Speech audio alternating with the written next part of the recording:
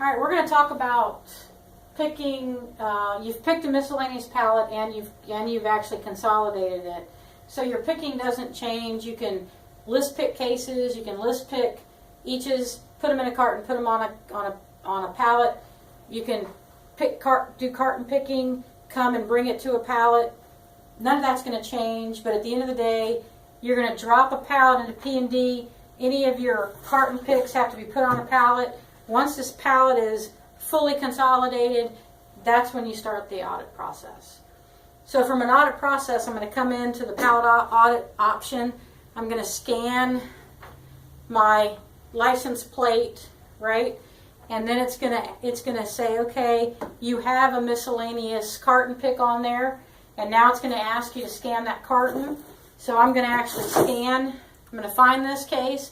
I'm going to scan that carton ID. Now I've scanned that carton ID, and it's now going to present to me a part and lot that's in here. So I'm probably going to have maybe pulled out some stuff ahead of time, and I'm going to separate them out by part and lot, or maybe. So now I'm actually going to, this is my first part and lot that it presented to me, and it happens to be a case. This is really a case that got put in here for the sake of argument. I'm going to scan the SG10 that's on here. It's going to know it's a case, right? And it's going to actually then prompt me and default the unit of measure and say it's a case and ask me for the quantity in here, which I should be able to scan and or key. So I do that and I say I'm done and I put that in here. And if there was a problem at that point, because it's the last one, it would probably tell me and stop the process and say you have a problem. But it was good. So now it displays the next part and lot, which happen to be these right here. And I look at it, yep, it's the right part and lot. These are serialized, so it prompts me to key in or to scan serials. So I scan the first one. It knows, it's smart enough to know that it's actually an each. It defaults each as the unit of measure, defaults 1, and I hit enter and put it in. And I do the next one, it just redisplays the screen. I scan the second one, it's smart enough to know it's an each defaults to 1. I hit enter and I put it in and I say I'm done with that lot. I don't have any more. It does a mini part lot validation, says yep, the quantities match, everything's good. And I go on to the next part lot. I have these two which look just alike, but this is lot 1 and this is lot 2. So I look at this one, yep, this matches. This is non-serialized, so it doesn't prompt me to scan anything. It says key a quantity. I say I got 1, I hit enter, put it in, it does a validation, it says that's what I expected, so you're good. Prompts the next part lot, which happens to be this one. I look at it, it's good. If it wasn't good, we know there's a problem, right? If it's good, it's non-serialized, and it says key a quantity. I key 1, I hit enter, and then I'm done. Now I say I'm done with this carton, and it does another quick audit to say, do I have everything? Am I good?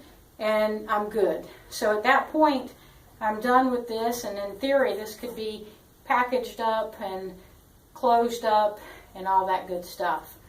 But now it's going to say, you still have some other things on this pallet, which are full cases, because I don't have any other miscellaneous cartons. So it's now going to prompt me to do my full cases, and it's still going to display part and lot. So it displays the first part and lot, which we'll say are these two right here, and they're the same part and lot, just for sake of this. These all have a label that looks like this, that's got the case SG10 on it, also a label that has the quantity on it, and the lot is on there too, okay? So it says part and lot, and it's a serialized part, so it knows it. It's intelligent enough to know, so it asks me to scan the SG10 serial. So I scan this first one, boom. It's smart enough to know it's a case. Now it says it's a case, tell me the quantity. So I can either scan the quantity on here, and it'll be smart enough to derive it, or the user can key, this is 24, we key 24. And it then, it says scan the next one. So I do, scan the next one. It knows it's a case. It tells me that, and it says now put the quantity in, and I scan it or I key it.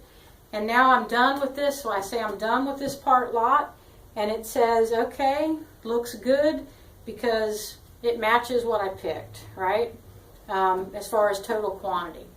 Now, it prompts me for the next part lot, and I have 2 more cases here, and we'll say that this is part lot 1 lot, and this is going to be another lot, okay? And this is non-serialized.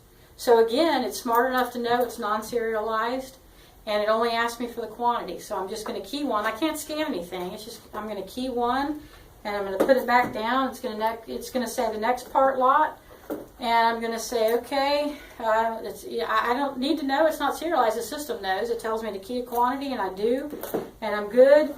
And if that's it, I say I'm done with the palette.